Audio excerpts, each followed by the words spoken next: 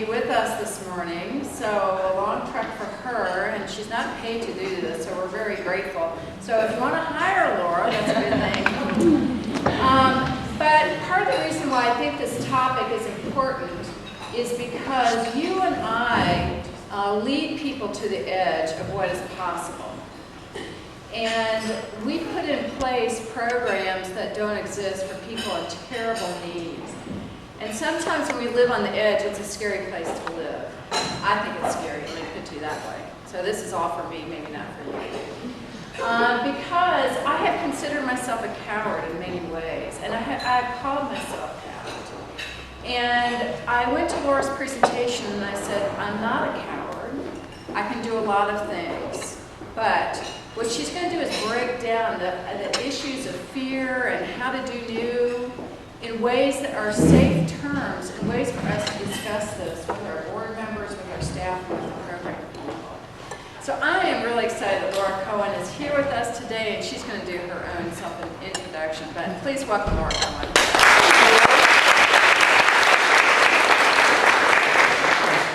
I hope I can do everything she said I can do. I'm really excited to be here. I was in the Asheville area for a long time. I moved here actually in 2001 to work with just Children First at the time, before it merged.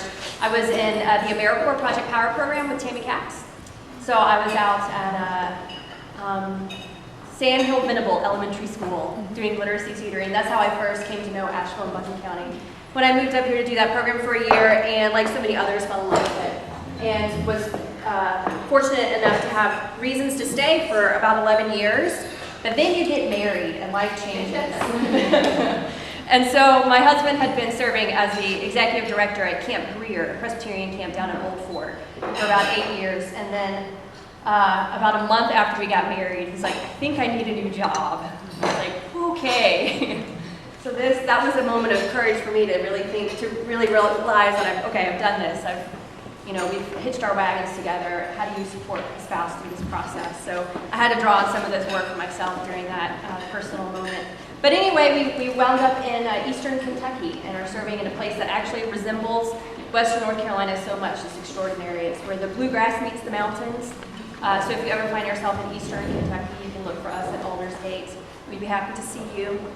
But it's really nice to be back. I'm very happy to be back and excited to share with you a little bit of information about this idea of courage and what courage in our everyday lives and in our workplace can look like. And often a session like this, I would get to spend a whole day or a half a day with the group, so I'm really truncating it down. But I hope that nonetheless we'll be able to find some value and have some interesting conversations with each other today. So we'll start off, this is just a rundown of what we're going to cover today. I'm going to give you a little context and background. We're then going to dive into looking at the impact that fear can have on organizations and can have on performance of the people that we lead and ourselves as leaders. We're also spending some time then looking at what courage can look like in a more everyday context. So I'll give you 3 specific lenses that we can look at and talk about courage through that I think helps it to make it a little more tangible for our everyday lives and our everyday experiences. And then we'll talk a little more about what we can do to increase and inspire courage in ourselves and in those that we lead. At any point as I'm doing this today, if you have any questions, please feel free to stop me. And I'll try to clarify anything you might have. So, just from the lunch buzz in this room, I don't think we lack for energy in this group, but nonetheless, I am a organizational development professional. I work for a firm actually based here in Asheville. We're a virtual organization called Giant Leap Consulting. And we do, leadership development, team development, strategic planning work. So wherever we go, we always do surveys. So we're going to do a survey with one another today, but luckily it doesn't require, survey monkeys, boomerang, or pens or paper or anything like that. This is called the human survey. So in a moment I'm going to read a statement, and if you would answer yes to that statement, meaning if that statement applies to you, I want you to stand up. Then I'll say thank you, and you can sit back down, okay? So if you understood the directions I just gave you, please stand up. Thank you. So, if you have ever gotten on your way to work, please stand up. Thank you. If you have a permit to carry a concealed weapon, please stand up. This would be so different, I have learned since moving in Kentucky. Everybody would stand up. It's been very interesting. Yes, it's very interesting. Or if you ask if anyone's family member has If you have ever gone skydiving, please stand up. Thank you. Two. Thank you very much. If you have ever shied away from giving an employee tough feedback that they deserved, please stand up. Thank you. If you have ever bitten your tongue when speaking to a customer, please stand up. Thank you. If you've ever spoken up to your boss in a respectful way, please stand up. Thank you. If you've ever moved for a job, please stand up. Thank you. If you ever took a job that eclipsed your skills, please stand up. Eclipse, like went beyond your skills. The job went beyond your skill set. Please stand up. Thank you. If you ever went back to school as an adult, if you ever continued your education as an adult, thank you. Great, okay. So if we treated each of these questions and your responses as points of data, as points of information, what might you infer about this group? What observations might you have about you and your colleagues in this room? We're poorly armed. You're poorly armed. Which could be a plus in some settings. Yeah, we're very well. That is so good. You're willing to take challenges. Yeah, a lot of people are willing to stand up to new challenges and opportunities. Yeah. Step out of our comfort zone. Mm-hmm. An openness to stepping out of your comfort zone. Any other observations? Did anybody stand up for every question? Right, so there were some things that we were willing to do and some places we were willing to go to and others we weren't necessarily willing to go to. Any other observations you might have? So a couple of things that I noticed with this is that everybody stood up for something though, right? So we all have a capacity for courage. We all have had experience where we've drawn from our own resolve, our own interests, our own passions, to move us through a situation that might have been scary or intimidating. So we all have a well of courage that we can tap into. But we also all have a threshold that we're not necessarily willing to go beyond. So for example, there may be, so two of you ladies were willing to play. And there may be more people in the room who would be willing to do it, but I'm sure there's a good number of people in this room who would never do it, who would not entertain that notion, right? My husband went bungee jumping, and the guy's like, okay, on the count of 3, 1, 2, 3. And Dave just like held on. He's like, okay, I'll do it again, 1, 2, 3. And he held on again. And the guy's like, okay, this time you're gonna do it. Just let go of the railing. And the guy goes, okay, on the count of 3. 1, 2, and then just push them. So just took away the question so that he just had to do it, right? So we all have a point that we're willing to go to, but not necessarily beyond. And then the other thing I observed is that point, that threshold, is different for each of us.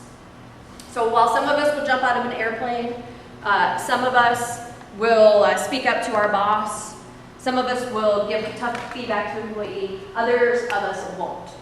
It's too uncomfortable to go out to that space.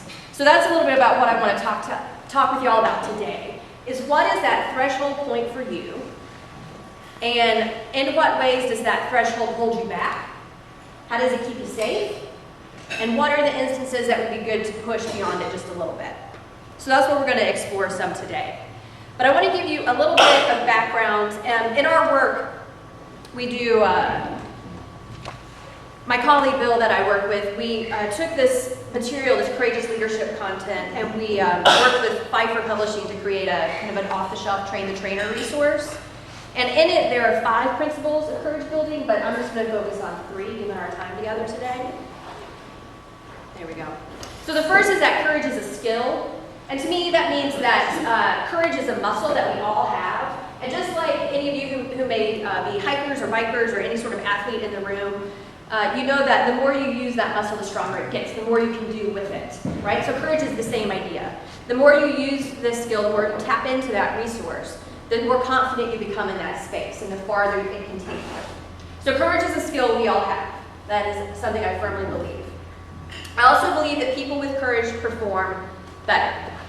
And the alternative to this, I think, would be that people who are operating out of a place of fear and anxiety and intimidation do not perform as well as people who are operating out of a place of confidence and courage and conviction.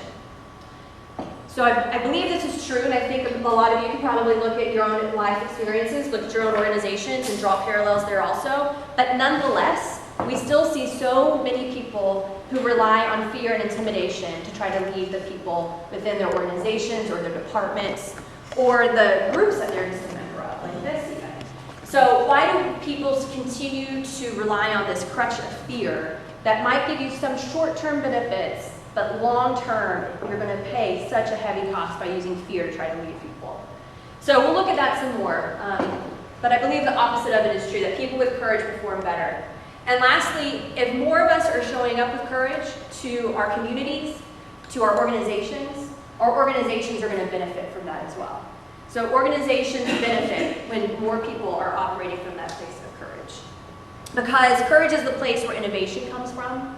Courage is also the place where trust comes from. So to trust a new idea, to trust a leader, to trust your colleagues.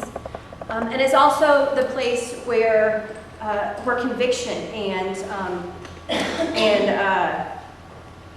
truth comes from. Like it's where our personal ability to speak up with truth and honesty to others, these all come from a place of courage. So one of you mentioned this earlier when we were talking about your observations around the human survey. And, but I want to talk about it just a little more because I think it's really key and informative for our time together today. And this is our comfort-discomfort continuum. So on this continuum, like any others, there are two poles. The far end on one side is safety-seeking behavior. The far end on this side is opportunity-seeking behavior. So for all of us, there's a place on this continuum that we're willing to go out, right? So we're all willing to leave safety to go out to a certain point. What do you think that area would be where you're willing to go? It's a zone. Yes, it's your comfort zone. So we all have a place that we're willing to go out into here, where we feel comfortable, we feel confident. We've been tested there before perhaps, and we shined. We did the job well. We have the skills that we need, we have the education, we have all of the resources we need. Isn't that a glorious place when you can live there? So we have everything we need to perform that job well, and to know that we can do it well. So this is the comfort zone. So then, by definition, if that's the comfort zone, what's outside of the comfort zone? What would be the opposite? Your discomfort zone. So if up until this point on the continuum, you are comfortable and feel safe, then going outside of that boundary to find that threshold and move beyond it, you're starting to step into your discomfort zone. And now the truth of it is that you can, so courage, when we talk about courage, you know, when we think about courage in its larger context, a lot of times we think about life or death situations, acts of valor or bravery, heroism, all of these as examples of courage, which I think they absolutely are. But I think those are examples of courage that are out here on this end of the spectrum. And the truth is, very few of us have the opportunities to live those experiences. Most of us don't have opportunity to be in that life or death situation, to sacrifice yourself in that way, potentially for somebody else. And also sometimes in this space, the risks get too risky.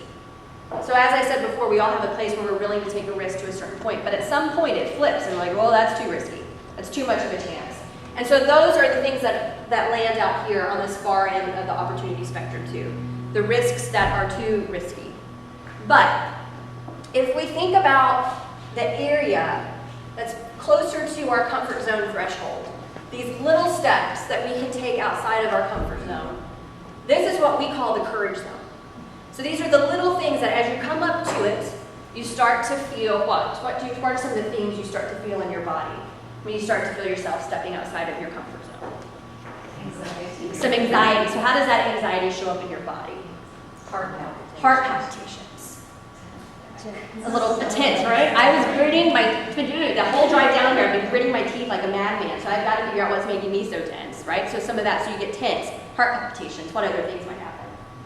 Sweat a little bit, get a little flushed maybe get a little kind of dry mouth, maybe your palms feel a little sweaty. So these are some of the physiological reactions that we experience when we're in this high arousal state of kind of being in discomfort, right? These are also the same sort of physiological experiences we have when we're about to make out with somebody.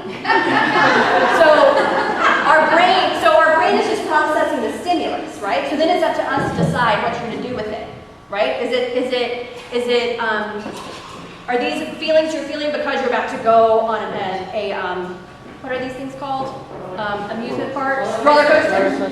So is it something that you're about to feel because you're about to go onto a roller coaster? Or is it because you've been asked to give a presentation to your boss's boss? Or you've been asked to go to a donor and make a major ask to get them to contribute to the endowment, to make plans in their kind of wills to continue to support the organization? Are you going out for a big ask? Are you being challenged for a decision that you made that didn't go well? So these are all places too where we have this same high arousal state. So then it's all about, okay, now what are you going to do with that physical reaction? So anyway, as you start to experience these things that start to bring up these responses in your body, you know that is your personal signal that you are stepping outside of your comfort zone and you're stepping out onto the opportunity end of your personal spectrum, and you have the choice then to either retreat from it and to try to pretend like it didn't happen and to avoid the opportunity, or you have the choice to step into it. Right? So you have the choice to step into it, to try to breathe through the anxiety, to release the tension, and to see what the opportunity holds for you. What can be done there. So this is for me also why courage is a very personal thing, because this continuum and this spectrum is going to be different for each of us. There are places where some of us are going to be very, very confident, stepping up to lead new initiatives. Some of us are really comfortable with change. Others of us are petrified by it. Some of us are super comfortable getting up in front of a group and giving a presentation, or leading a workshop, or giving a talk. Others, petrified by it. So it's all about where do you fall on this spectrum and what requires courage from you.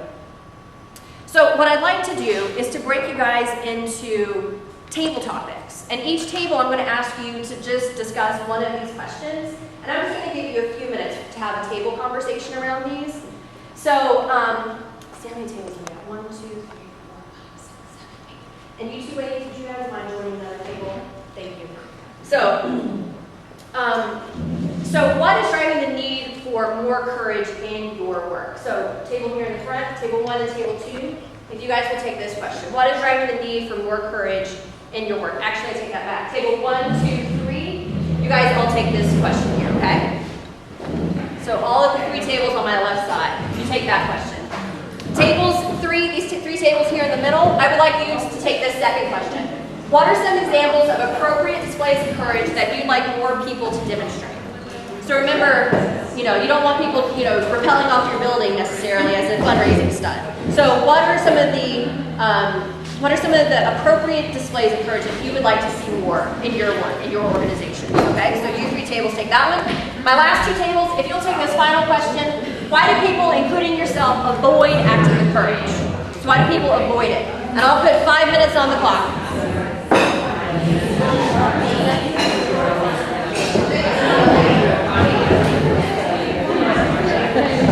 Courage isn't just black and white.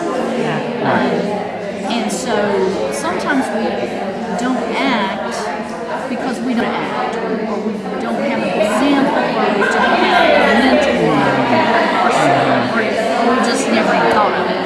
It's the culture, or it's the culture of the environment that we're in. That's right.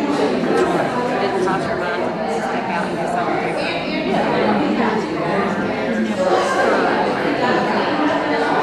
I think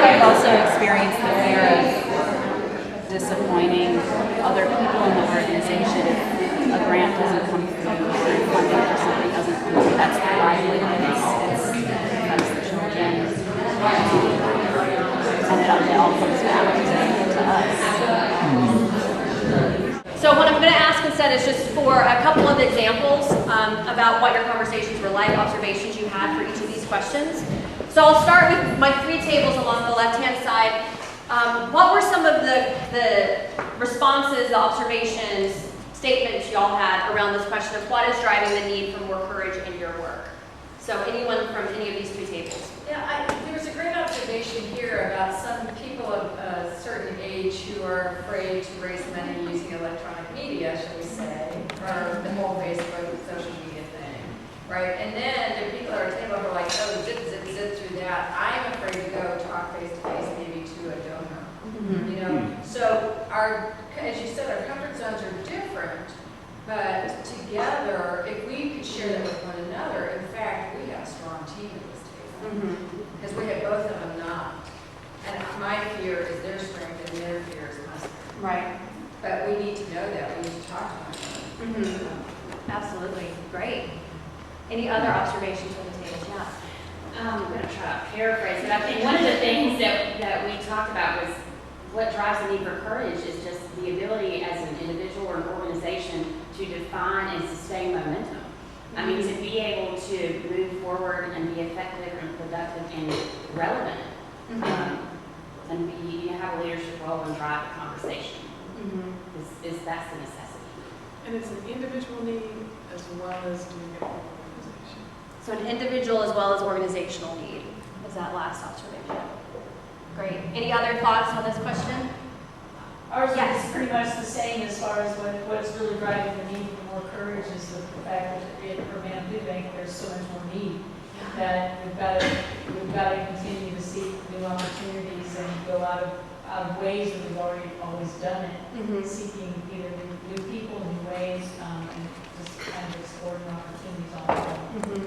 So, and I'm sure you can imagine for the people within your organizations and the members of your boards and directors, as they hear these like new, sometimes that can really give people heart palpitations. And then there are, people who just, working with my husband this summer is the new director of a camp who he's following somebody who's been there for 24 years, the leader of this organization, and this was their 50th summer operating. So he had some different things he wanted to do, like have the kids drink water before they drank soda or whatever. And some of them were just like, whoa, that's not how we do things here. So, but they need to drink water. So sometimes it's just logical changes that people can kind of come around to, but other times it's bigger. It might be a more systemic change, or it might be a really new direction. Maybe you're going to, take your social media and your digital campaign in a really new direction, and that can really push people to a tough spot. So how do you work with them through that? How do you help them breathe through their discomfort? These tables in the middle. So what are some of the examples of appropriate displays of courage you would like to see more of? Any examples from y'all you would like to share? Yes? Saying no well. Saying no well. Tell us more what you mean by that. Many of us are very active in many different things, and we can't do everything. Certainly we can't do everything well. So finding ways that you can politely decline to accept an opportunity and really do it's not appropriate for you.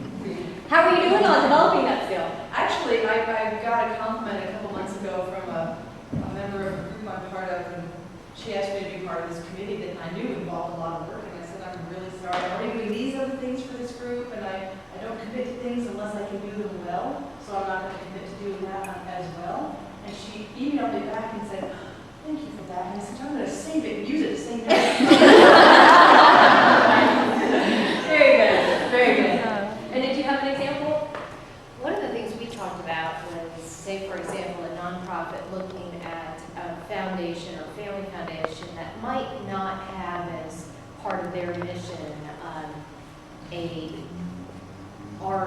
the topic of our nonprofit being their funding source, but making that ask and having the courage to actually extend and make the ask to a family foundation that could very well be interested in our cause, but may not have that as a particular bullet point in terms of causes that they fund. So there's a little risk in there in terms of making the ask and presenting it, but it could be a win or it could be a loss. So depending on the board or the development officer, there's courage involved in making that request or ask.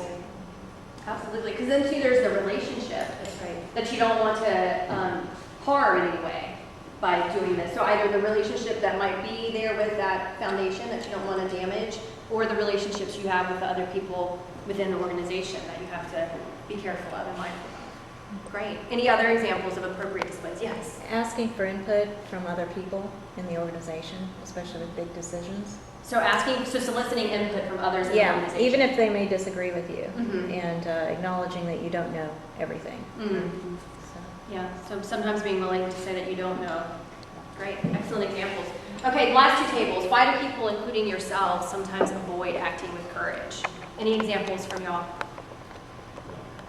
We identified fear of failure, fear of losing your job. We've always done it this way, getting into that group thing. Fear of calling attention to yourself. May not be popular. Right, because if you call attention to yourself, if you're putting your neck on the line, and then it doesn't go well, what happens to your neck? Yeah, right. That's a fear for a lot of people, especially in the economy that we've had for the last half a decade. This has been a real fear for people across industries. Whenever I talk about this with groups in so many fields, that even it took the longest to hit kind of entrenched bureaucratic organizations, government agencies, but even they feel this way. So it's interesting. It's something that's really permeating the culture of our country right now. Any other thoughts? Tammy brought up something that parallels what Annie was talking about in terms of just not having the cultural awareness or example or mentorship to know a different way of acting. Just That's a lack great knowledge. So sometimes we lack the example. Sometimes I've been working a lot on strategic planning this summer, and with some scientific research centers, some collaborative research centers. So they're multi-university, multidisciplinary. So they're having to figure out how to talk across a lot of boundaries with one another. And one of the questions I always ask them are, what are some best practices you've experienced elsewhere that you think would benefit this center? And sometimes the only way they can talk about that is when I rephrase it and say, okay, well, what are some worst practices that you don't want to repeat? So sometimes if we phrase it like that, people can start to think about the worst case scenarios, and then they can reverse it in their mind to imagine what the better case would be. So speaking about this, let's talk a little bit about fear. I want to talk about the very real impact that fear has on our bodies. We've been talking about the physiology and feeling a little bit of anxiety and stepping outside of that comfort zone. But there's a very real impact to our bodies with fear. So this was a study done at Florida State University in 2010. And their research found that people with fear-provoking bosses were 2 times more likely to be depressed, to take sick days, to be late to work, to have sleep disorders. So this has a very clear impact on the sorts of communities that we build within our organizations, the sorts of cultures that we build with one another, as well as the performance, the way that we're showing up to work. If I'm depressed and I've had hardly any sleep the night before, my performance is going to be very different than if I'm rested and I'm getting the mental support that I need. And they also found that people with fear-provoking bosses were 39% more likely to develop heart disease. So bad bosses have a very real impact on who we are. So imagine the grind of showing up to a job day after day with a bad boss, with a fear-provoking boss like this. And sometimes, it's not even fear-provoking bosses. Sometimes it's fear-provoking colleagues. Sometimes it's colleagues who contribute to this more than bosses do. I don't have any stats on the impact of, bullying colleagues with me, but that's a very real, that's a reality for a lot of people also. So I want to give you some examples of things that bad bosses have said. One bad boss said that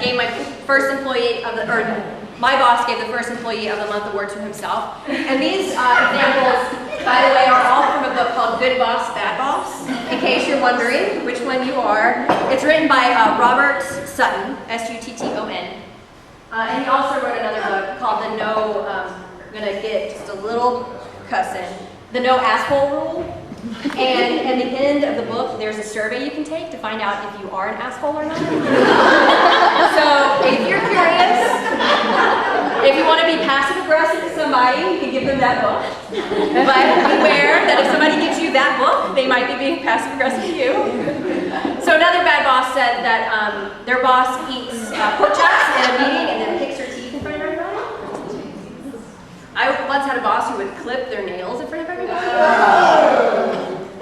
So just a lack of decency, a lack of courtesy sometimes. Yeah, my boss told me that I needed to training to walk like a lady instead of charging around here like an elephant. And this is one that we heard from somebody we were working in a workshop like this once. My boss told me that I would get a poor performance review unless I slept with him. And I was really shocked by that. I was like, oh, there's danger behind this. Apparently not. Apparently not. So these are some extreme examples of what some bad bosses have said. And some of us, I imagine, have had experiences with bad bosses, with these bosses that we would consider fear-provoking. So what I'd like for you to do now is, again, at your table, have a conversation about a leader that you least admire. So think of a leader you least admire. And then think about some of the things that that leader did or does that undermined other people's courage. And try to be as specific as you can. What were some of the things that they said or actions that they took or didn't take, ways that they showed up? How did they interact with people that really made them a leader that you did not admire? Okay, so I'm just going to give you 3 minutes to have this conversation at your table. So talk about a leader you least admire.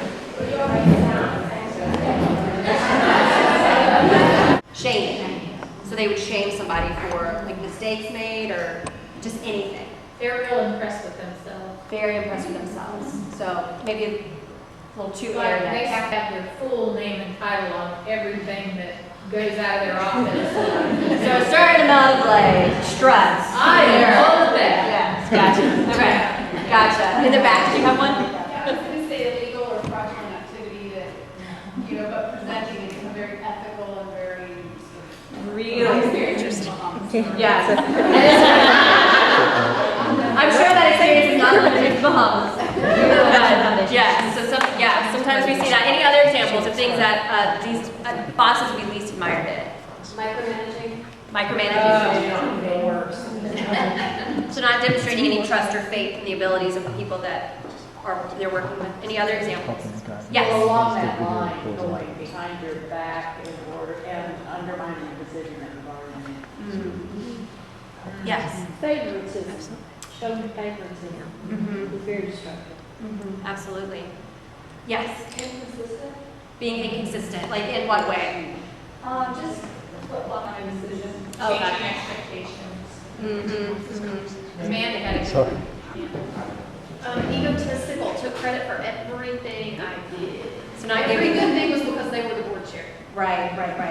And then the bad things were the bad things because they were the board chair too? Probably Oh, no. not. Probably not, yeah. That was all staff. Interesting how that happens. Great, so these are some of the things that we've experienced and that we've seen, and it's always interesting whenever I throw up this question and have groups start talking about it, you always start to hear a lot of laughter in the room. Because there's a certain amount of like commiseration with this kind of stuff. Like, can you believe it? But these are experiences that a lot of us have shared. A lot of us have been in places where we had bosses who led in this way. And what we call these bosses are spillers. So we call this type of a boss a spiller boss. And some of the characteristics that you might be able to observe in a spiller boss are that they are full of fear. They themselves transmit that fear to others. So they do things and they say things that stoke fear in other people. One of the phrases that would make me so happy if we could just kind of exit out of our speech giving is, do you know what keeps me up at night? No, I don't want to know what keeps you up at night. Tell me what gets you up in the morning. That might excite me a little bit more. Don't give me your anxiety, right? So think about that. So think about phrases that even maybe you use that might be fear or anxiety stoking in those that you lead or that you work with. They cause people to be discouraged. So instead of putting courage in others, instead of encouraging people, they often discourage them by taking credit for things that they did not themselves accomplish, for undermining people, for changing expectations all the time, for micromanaging, for showing favoritism, for all of these things you talked about. These are all ways of discouraging those that they work with. And what you almost always see is that leaders like this have a lack of team loyalty.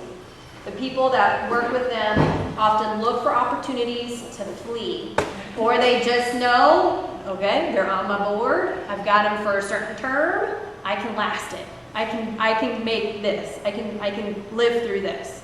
But they're excited to see them go. Don't let the door hit them on the backside on their way out. So these are what we call spiller bosses. But I don't want us to focus on spillers.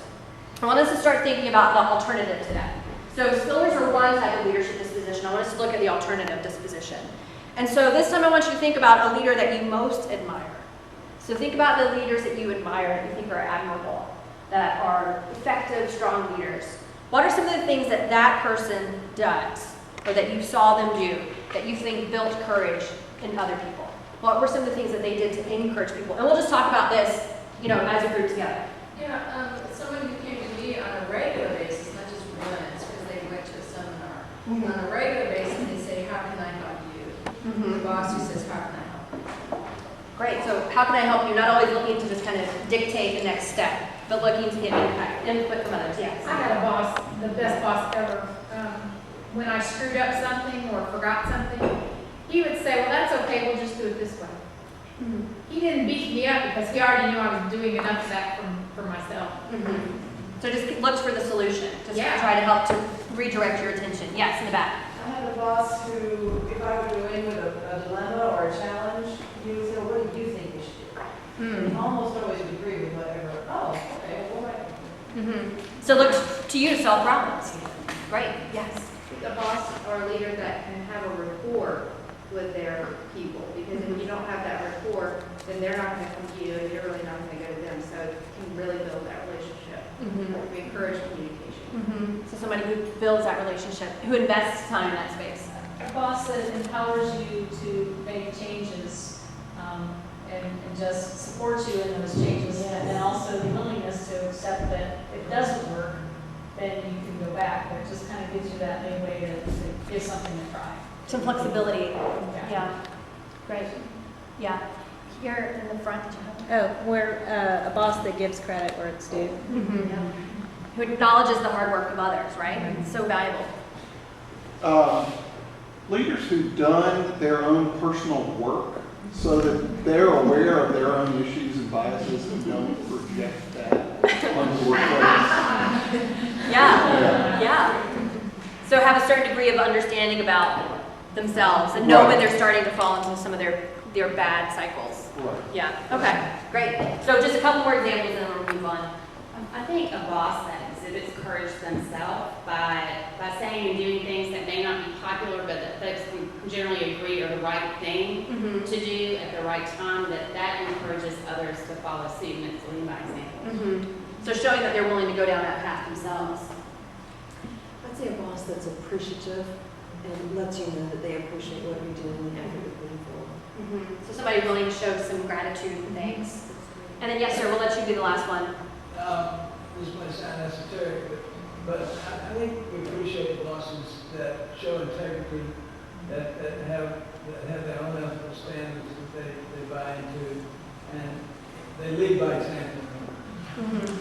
But absolutely, somebody who we feel like that we can trust their word. If they say they're going to support us, we know they're going to support us. If they're making decisions, we know that they're ethical and they're appropriate. So I absolutely agree. I think we see that a lot too, especially in a world where we see so many people who are unethical. So these are the types. So the one disposition, discourage, we call spillers. So the alternative to that, leaders who encourage others, we call them fillers. Okay. So if you will, they help to build the courage up in others. They pour courage into other people. So some of the attributes you can look for in a filler boss or in a filler leader is that they are personally courageous and they demonstrate that courage. So they know when they're stepping outside of their comfort zone. They know when they're stepping into their courage zone and they choose to step into that space with courage. They inspire other people to stretch. So they encourage those that they lead outside of their comfort zones. And I would say that as leaders, this is our primary responsibility. If you're a leader in an organization, if you are a leader of a family, if you have children or nieces or nephews, or if you're in an organization, a community organization as a volunteer, regardless of what your title might be, as a leader, your job, your responsibility to the people that you're working with is to encourage them outside of their comfort zone. Because only when they're stepping outside of that comfort zone are they experiencing any kind of growth or development or continued fulfillment, right? If we just stay in that comfort zone, we're just going to stagnate. We're going to get so stuck. So our responsibility as leaders is to push people outside of that space. We might give them the security net below them so they don't feel like they're dropping off into an abyss. We support them in their decisions. We give them the education or training that they need. We give them whatever resources we might be able to give them. But we encourage them out to that space so that they can test their own boundaries. So fillers cause other people to be encouraged, and as a result, they almost always get very deep loyalty from the people they lead. I think we can look at the way that you spoke about the leaders that you admire in this room, and you can hear in the way that we spoke about them the admiration we hold for these people. Even if we no longer work for them, we still hold them in high regard. We have a lot of esteem for them. So those are two different dispositions, the filler and the spiller, and we'll circle back to that in just a moment. But I want to talk for a few minutes, I just have a few more minutes, about 3 different lenses that we can look at courage through. And I have some little takeaway cards that I'm going to give you guys on this so that you can just have this to reference. So I'm just going to kind of pass, if you wouldn't mind just taking one and passing them around. So there are 3 different lenses. And the first one is the try courage bucket. So now that I'm talking about buckets, you probably see why we use that filler spiller terminology. But we think about courage in terms of 3 different buckets. So the first one is try courage. And try courage is about initiative. So it's about stepping up, first attempts, taking action. It requires you to expend some energy to put something out there in order to achieve the next step, right? So it might be stepping up to lead a new initiative, to introduce a change initiative within the organization, to change the way that something's been done in the past. All of these things are examples of what try courage can be. It does mean that you have to challenge the status quo. So if you are stepping out into a try courage space, it means you're willing to kind of go against the way things have always been done. The risk of try courage is that the new initiative, for example, might fail, and that failure might harm others. So the risk of try courage, so there's always a risk and reward with any of these things, right? With any situation that might require courage. So the risk of try courage is that your actions may harm others. Thank you. Do you need another one? So try courage. Next one is trust courage. So trust courage, well, try courage was about taking initiative and taking action. Trust courage often looks like a little more like inaction because you're often giving up control to somebody else. A lot of times this can look like delegation in our workplaces because we're giving up control so that somebody else can lead something, can push their boundaries. So it can look like following other people's leads, letting go, inaction. It requires you to give up control, like I said, but it also requires you to be vulnerable, to kind of lower your wall down, because the risk is that if I delegate something that is critical, if I delegate a critical task to you and you don't do it well, it's going to have an impact on me. So that's the risk. That's one way that trust courage can be a risk. But trust courage is also about building relationships with people. And if I lower my walls and reveal something to you, and then you use that against me, that's a violation of that trust courage as well. And so that's the risk of trust courage.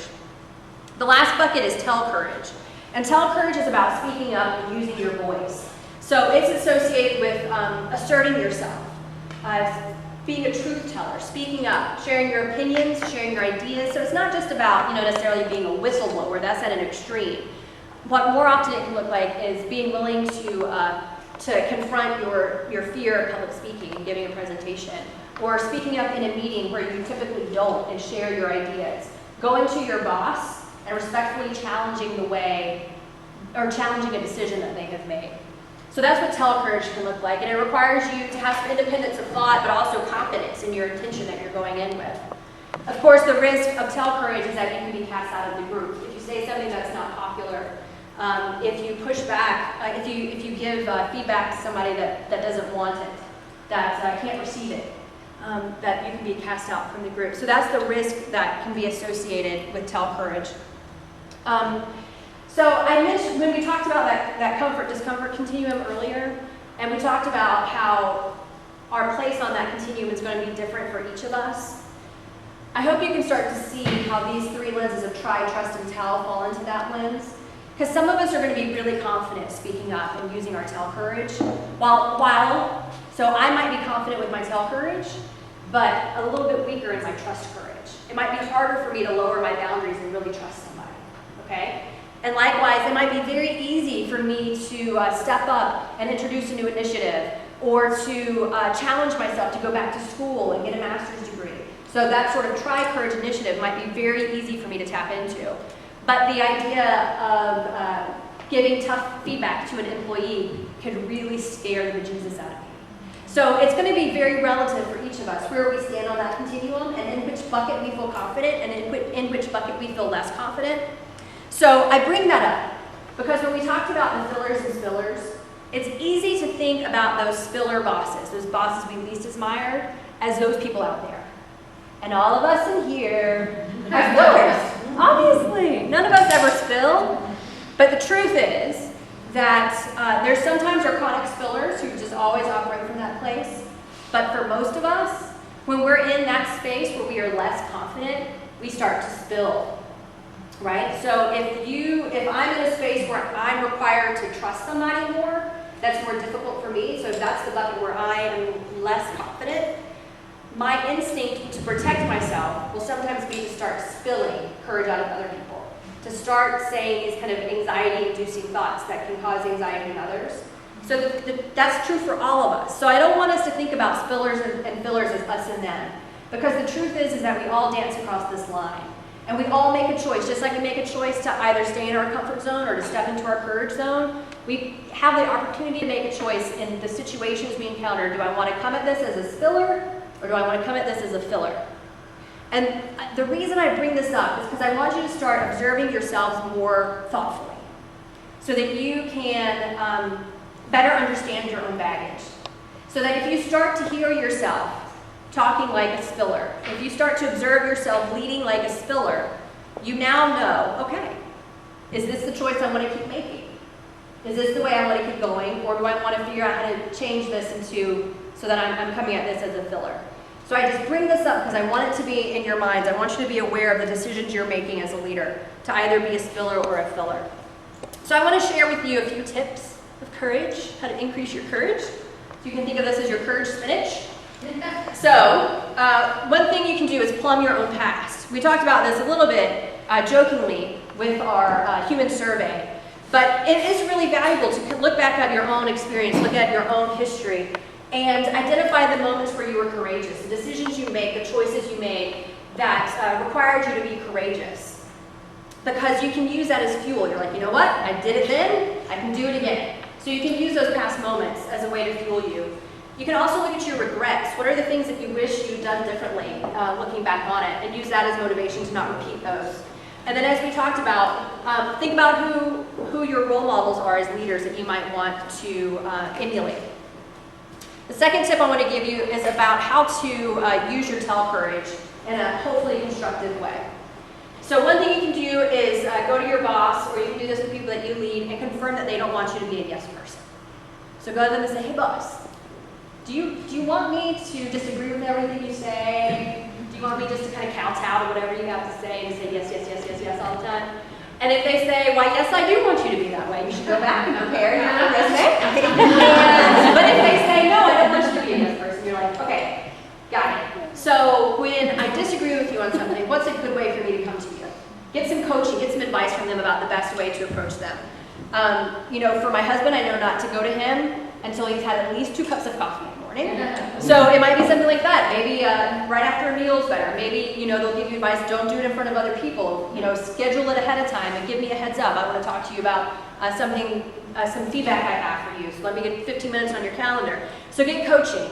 And then when you have those moments, when these moments come up where you need to respectfully disagree with your boss, go to them, follow their advice, get on their schedule, whatever it is, and say, now remember we talked about this 6 months ago. You said this is what you wanted, so I want to honor that agreement. and then give them your feedback in a respectful way. This is Sarah Blakely with Spanx, and we've done some work with her in the past, and some of you probably know who she is, and others of you might not know who Sarah is, but she is an undergarment empire magnet. She was on the Forbes list, I think 2 years ago, as the first self-made female billionaire. And she did it before she was 40. I think she was the youngest female self-made billionaire. That's what it was. And so she makes these undergarments that tighten and lift and keep things where you want. And they have a men's line now, fellas, so don't go out of it. If you need to hold your tummy at a moment, got you covered, literally. So anyway, so Sarah's really tried to foster an environment of courage within Spanx. And one of the things that she said is that people respond with courage of their own when they see me take chances and step up to challenges. So just like you said, if we let people know, if we let the people we know that we lead, rather, if we let them know when we are stepping into our courage zone, we'll see them doing it more often as well. So this requires trust though. You have to trust the people that you lead to say, look guys, this causes me to be anxious, this gives me a little bit of nerves, this is an uncomfortable place for me to go into, but I need to do it and we need to go there together. Then people that you lead know that you're calling on courage, they'll be more willing to call on courage as well. So when you want people in your organizations to show up with more courage, here's how you can cascade that courage. Clarify your expectations. Give them permission that you want them to show up with more courage more often. Provide them with those meaningful challenges. Don't always provide the answers. Let them grapple with the questions sometimes to come up with their own solutions. And then give them the power to implement those solutions. And then showcase their courage. Recognize and reward those attempts of courage that you feel like really made a difference. We worked with, I was working with some retailers once, and one woman said that in her organization, the organization she was with at the time at their annual awards luncheon, they would have the Golden Plunger Award that would go to the buyer who had all of the data, had all of the research, and said, yes, this product is going to fly off of our shelves. This is a good risk for us to take. So they put that product on the shelves and it tanks. It doesn't move. So against all the information they had that suggested it was going to be a successful product, doesn't work. So every year, to honor that risk, because right, they have to always think about what could the next thing be. So to honor the risk that didn't quite pay off, they give out the Golden Plunger Award every year. And for them, it was a real honor because it meant that they were willing to step up and take a chance and to take a risk and not just kind of coast on what was easy and safe.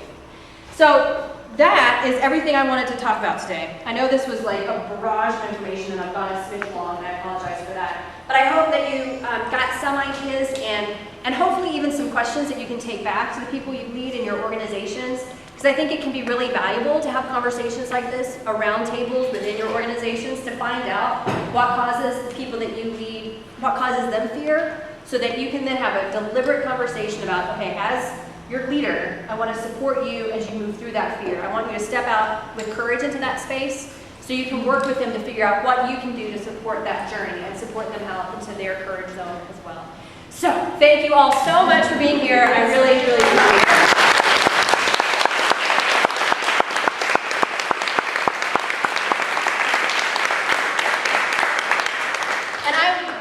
I'm pleased about how many people are here, but I was surprised by how many people were here. So I brought some copies of books that my boss, Bill Treasurer, contributed to. It's called Courageous Stories of Inspiration. So some short essays by a number of different authors contributed to this, but I didn't bring enough copies because I didn't know how numerous you would be. So I think we'll just kind of do whoever comes up here first. I'll give a copy of it to you. And we want to honor your time. We recognize that you all may have to leave. We'll see you September 21st at our next month's meeting, but if you can stay and talk to Laura, she'll take your questions.